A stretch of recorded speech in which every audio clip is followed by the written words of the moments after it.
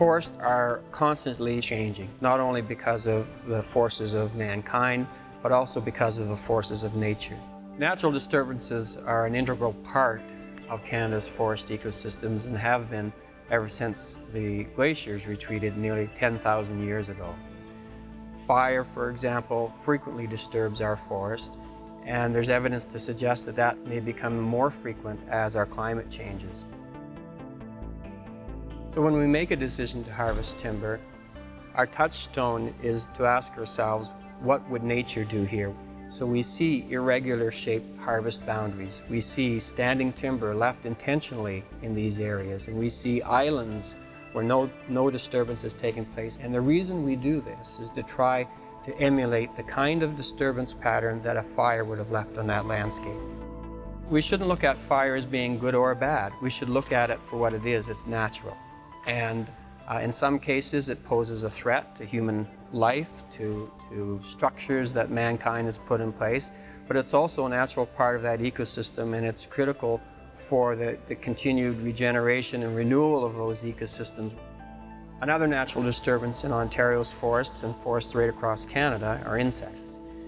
And these disturbances can be small and very large.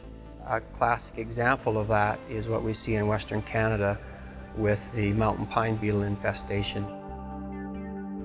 So we've seen the mountain pine beetle go from 163,000 hectares in '99 to 13.5 million hectares in 2007.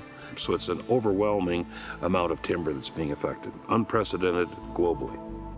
So the reason for the rapid expansion of the mountain pine beetle, we don't have the killer temperatures in the winter. We're seeing milder winters, droughtier, hotter summers. And the second factor is that we've been putting out wildfires for almost 100 years, and we've tripled the amount of old age pine, which is the host for the pine beetle. We're addressing the epidemic in a number of ways.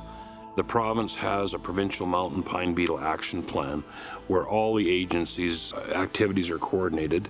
It's an effort between the federal government, British Columbia government, municipalities, local governments, regional districts, First Nations, the Alberta government, Parks Canada, so it's a full court press by all the jurisdictions and people affected by it. And it's evolved very much from a biophysical file to a socioeconomic file, in that, it was very forestry related in the first 3 to 4 years, but now we're starting to see those impacts show up in those economic engines in our rural communities, and now it's about diversification of those economies.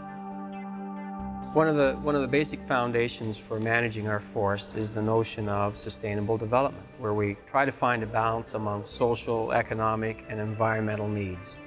And this is what really guides us in our day-to-day decision-making on what's best for our forests.